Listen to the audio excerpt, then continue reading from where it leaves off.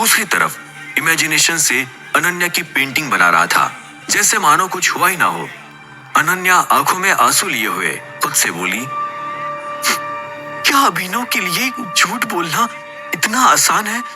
और अगर सचमुच ऐसा है तो फिर आज तक अभिनव ने जो प्यार मुझे दिखाया, क्या वो सब भी एक झूठ है, एक दिखावा है? क्या अभिनव की जिंदगी में और भी लड़कियां होंगी?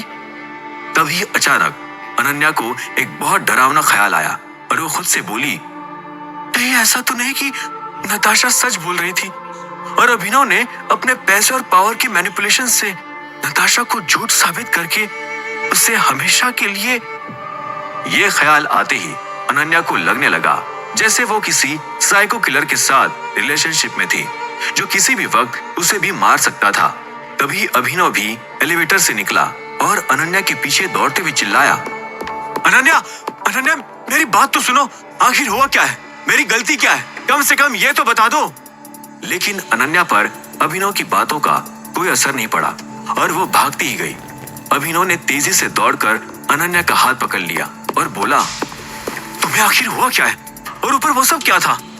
अनन्या ने जोर से अपना हाथ छुड़ाने की कोशिश की, लेकिन अभिनव की ग्रिप से छूटना उसके लिए नामुमकिन था। अनन्या फ्रस्ट्रेट हो गई और अभिनव की छाती पर जोर जोर से मुक्के मारते हुए चिल्लाई, झूठे, धोखेबाज, घटिया आदमी, मेरा हाथ छोड़ दो वरना मैं। अभिनव ने बीच में ही बात काटते हुए कहा, वरना क्या? हाँ बोलो, वरना क्या? कल हम लोग एंगेजमेंट करने वाले हैं और आज तुम मेरे साथ इस तरह बिहेव कर रही हो। आखिर मेरी गलती क्या है? अनन्या गुस्से से चिल्लाकर बोली, मेरा हाथ छोड़ोगे या नहीं? अभिनव ने भी दिल कड़ा करते हुए कहा, नहीं छोड़ूंगा और जरूरत पड़ी तो तुम्हें उठाकर ले जाऊंगा और जबरदस्ती तुमसे शादी कर लूंगा।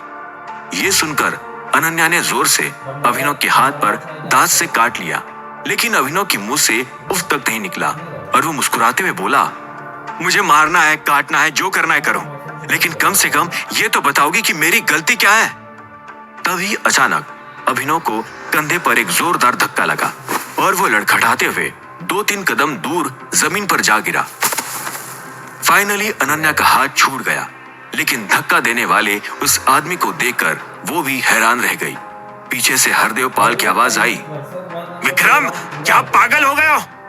विक्रम, जिसने अभी अभी अभिनव को धक्का दिया था, गुस्से से चिल्लाया, हाँ, मैं पागल हो गया। क्या आपको दिख नहीं रहा कि ये हरामजादा अनन्या को कितने कसकर पकड़े हुए था? बेचारी का पूरा हाथ लाल पड़ गया। मैंने तो पहले कहा था कि यहाँ मत आओ। इस कुत्ते ने आखिर अपनी औकात दिखाई दी ना। देखो इसकी हिम्मत, ये जबरदस्ती अनन्या के साथ शादी करना चाहता है। अभिनव शौक की वजह से जमीन पर ही बैठा रहा। उसे समझ नहीं आ रहा था कि एक के बाद एक उसके साथ ये सब क्या हो रहा था। विक्रम, जो कुछ दिन पहले शराब के नशे में अभिनव को अनन्या से शादी करने के लिए फोर्स कर रहा था, आज अचानक ही इस तरह की बातें क्यों बोलने लगा था? विक्रम ने अभिनव के चेहरे के एक्सप्रेशंस देखे और गुस्से से उसकी तरफ बढ़ने लगा, लेकिन तभी हरदेव पाल ने उसे पकड़ लिया। विक्रम छटपटाते हुए गुस्से से चिल्लाया, क्या हुआ?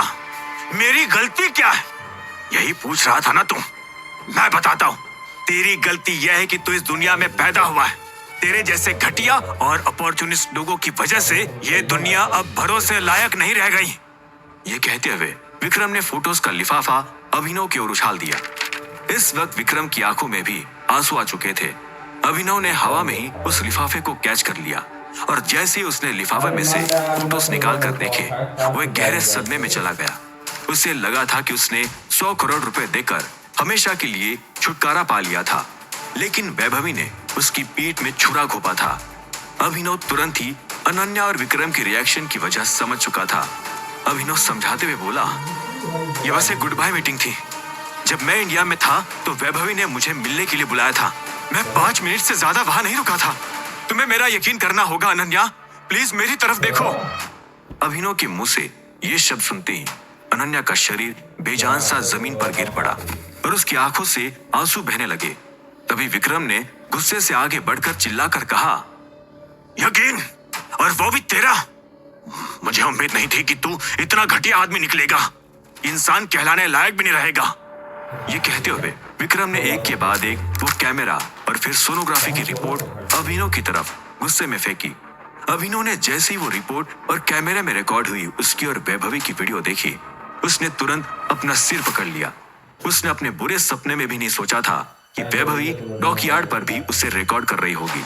विक्रम अभी भी जोरों से चिल्ला रहा था, तेरे कमीनेपन का एक एक सबूत हमारे पास मौजूद है। तुझे अगर पैसे ही चाहिए थे तो सीधे आकर भीख मांग लेता। मेरी भतीजी की जिंदगी बर्बाद करने का हक तुझे किसने दिया? तभी अचानक सभी की उम्मीदों के खिलाफ अभिनव जोर जोर से हंसने लगा। धीरे धीरे उसकी हंसी बढ़ती ही गई, जैसे कि मानो वो कोई पागल हो। ये देखकर विक्रम और हरदेवपाल दोनों शॉक में थे। अभिनव ने सर उठाकर अनन्या की ओर देखा और हंसते हुए कहा,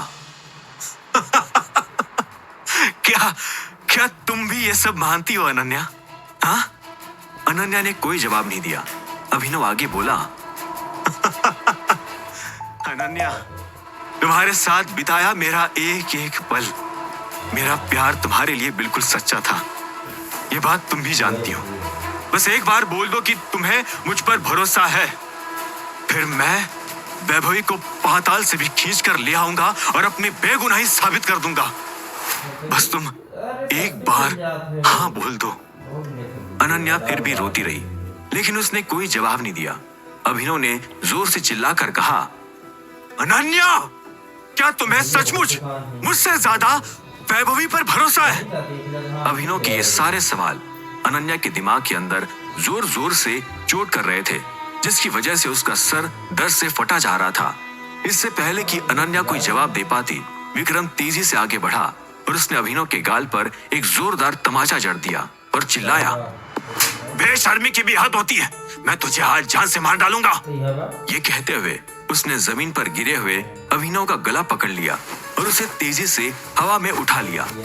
ये देखकर हरदेवपाल बहुत घबरा गया और दौड़ते हुए विक्रम को पीछे से पकड़ते हुए बोला, विक्रम, ऐसा मत करो, हमें अभिनव के मुंह लगने की जरूरत नहीं है, चुपचाप चलो यहाँ से। लेकिन अभिनव को विक्रम और हरदेवपाल से कोई फर्क नहीं पड़ रहा था और वो लगातार अनन्या को पुकारे जा रहा था। तभी अचानक अनन्या जोर से चिल्लाते हुए उठी और बोली, I don't know और आंसू बहाते हुए सड़क की तरफ दौड़ गई। उसकी आंखों में इतने ज्यादा आंसू थे कि उसे कुछ भी साफ नहीं दिखाई दे रहा था। तभी एक बेतरतीब चल रही अनकंट्रोल लग्जरी कार तेज रफ्तार से दौड़ते हुए आई और सीधे अनन्या की ओर ही बढ़ने लगी, जो इस वक्त सड़क के बीचों बीच खड़ी थी। सामने से गाड़ी की हेडलाइट आंखों में पड़ने की वजह से अनन्या अपनी जगह पर ही फ्रीज हो गई। दूसरी तरफ विक्रम ने दोबारा अभिनव को मारने के लिए जैसे ही हाथ उठाया, अभिनव ने तुरंत विक्रम का हाथ पकड़ लिया और उसे अपने हाथ की ताकतवर ग्रिप से जोर से दबाया, जिसकी वजह से विक्रम की हड्डियां चटकने लगी और वो दर्द से चिल्ला उठा। अभिनव ने एक सुपर फास्ट मूवमेंट करते हुए विक्रम के पैरों पर एक लात मारी और उसे हवा में उठाते हुए जमीन पर पटक दिया और तेजी से अनन्या की ओर दौड़ा। उस अनकंट्रोल कार को देखकर बिल्कुल भी नहीं लग रहा था कि वो ब्रेक लगाने वाली थी या फिर अनन्या को बचाते हुए गुजरने वाली थी। वो कार अनन्या के लगभग 1 मीटर पास आ ही चुकी थी कि तभी अभिनव ने खुद अनन्या को एक तरफ धक्का दे दिया, लेकिन वो खुद कार की चपेट में आ गया। वो कार अभिनव को हवा में 3 से 4 फीट ऊपर उछालते हुए तेजी से वहां से निकल गई। यहाँ तक कि उस कार चलाने वाले ने रुककर एक बार अभिनव को हेल्प करने की कोशिश तक नहीं की। वो खौफनाक नजारा देखकर विक्रम, हरदेवपाल और अनन्या तीनों ही अपनी अपनी जगह फ्रीज हो गए। अभिनव जैसे जमीन पर गिरा, बहुत दर्द से करा उठा। उसके दोनों पैर बुरी तरह घायल हो गए थे और जगह जगह से उसकी पैंट भी फट गई थी और खून से लाल हो चुकी थी। लेकिन अभिनव अभी भी सिर्फ अनन्या को ही देख रहा था। वो धीरे धीरे हाथों के बल घसीटते हुए अनन्या की ओर बढ़ने लगा। तब जाकर अनन्या को होश आया और भागती हुई अभिनव के पास आई और उसे गले से लगाकर रोते हुए बोली, तुम पागल हो क्या? बिल्कुल पागल, तुम्हें कुछ हो जाता तो? अभिनव ने धीमे से मुस्कुराते हुए कहा, अगर तुम्हें कुछ हो जाता तो मैं वैसे भी जिंदा नहीं रह पाता और ये बात साबित करने के लिए शायद मैं अपनी जान गंवाने के अलावा और कुछ कर भी नहीं सकता था। अगर तुम मेरा भरोसा नहीं करोगे तो मैं वैसे ही हार जाऊंगा। अनन्या किसी तरह जोर लगाकर खींचते हुए अभिनव को रोड किनारे ले आई और उसे जमीन पर लिटाते हुए बोली, तुमने कल रात प्रपोज करने का वादा किया था। अगर उससे पहले तुम अपनी बेगुनाही का सबूत ले आए तो ठीक, नहीं तो मैं दोबारा तुम्हें कभी नहीं मिलूंगी। अभिनव के चेहरे पर एक धीमी सी मुस्कुराहट आ गई और वो बोला, थैंक यू। अनन्या ने विक्रम की ओर आवाज लगाते हुए कहा, आप लोग वहां खड़े खड़े क्या देख रहे हो? जल्दी एम्बुलेंस को फोन करो। विक्रम और हरदेवपाल दौड़ते हुए पास आए और उन्होंने अनन्या को अभिनव से दूर किया। अभिनव ने मुस्कुराते हुए कहा, तुम घर जाओ अनन्या, मैं अपने लिए गाड़ी खुद बुला लूंगा। विक्रम और हरदेवपाल अनन्या को जबरदस्ती वहां से खींचते हुए ले गए। अभिनव इतना ज्यादा दर्द में था कि वो उठकर बैठ भी नहीं सकता था। कबीर अब भी हॉस्पिटल में था, इसलिए अभिनव ने हंसराज का फोन मिलाया, लेकिन हंसराज ने कॉल उठाया ही नहीं। इसलिए अभिनव ने फाइनली वुल्फ को कॉल लगाया और कॉल उठाते ही बोला, फ्लोटिंग स्काई रेस्टोरेंट, 10 मिनट के अंदर मुझे लेने आओ। ये कहते ही उसके हाथ से फोन गिर गया और उसकी आंखों के आगे अंधेरा छाने लगा। दूसरी तरफ वो कार जिसने अभिनव को टक्कर मारी थी काफी दूर जाकर रुकी। कार के अंदर वैभवी की चिल्लाने की आवाज आई, बेवकूफ कहीं के, गाड़ी चलानी भी नहीं आती। अनन्या को टक्कर से उड़ाना था, अभिनव को नहीं। वरुण घबराते हुए बोला, मैं तो अनन्या को उड़ाने वाला था, लेकिन पता नहीं वो अभिनव इतनी तेजी से बीच में कैसे कूद गया, मुझे तो वो आते हुए दिखा तक नहीं। वैभवी ने अपने बाल नोचते हुए कहा, अनन्या अगर जान से मर जाती तो हम ये सारा ब्लेम अभिनव के ऊपर डाल सकते थे। मैंने तो अभिनव की रजिस्टर नंबर प्लेट की नकली कॉपी भी बनवा ली थी, बस हमें कार के आगे से चिपका कर उसकी वीडियो बनानी थी। एक बार सीसीटीवी में कार नंबर प्लेट कैप्चर होते ही विक्रम अभिनव को जिंदा नहीं छोड़ता और अनन्या के न होने पर हम उससे आसानी से मैनिपुलेट करके पैसे भी निकलवा सकते थे, लेकिन तुमने सारा प्लान ही चौपट कर दिया। तभी वैभवी को संजीव का फोन आया। जैसे ही वैभवी ने फोन उठाया, स्पीकर पर संजीव की आवाज आई, वैभवी बेटा, ऐसा मत करो, वो लड़की भी तो किसी की बेटी होगी, तुम उसे जान से मार डालोगी तो उसके माँ बाप पर क्या गुजरेगी। तभी समता ने चीखते हुए कहा, खुश हो जाओ तुम, तुम्हारी बद्दुआ लग गई और वो अनन्या बच गई हमारी गाड़ी से, और उसके चक्कर में हमने अभिनव को ठोक डाला। निकम्मा, नाकारा, निखट्टू, हमारी मदद करने की बजाय शराब पीकर हमें उल्टा ज्ञान दे रहे हो, बेवड़ा कहेगा। ये कहती समता ने तुरंत फोन काट दिया। वैभवी ने एक नजर घूरकर समता को देखा तो समता ने तुरंत नजरें चुरा ली।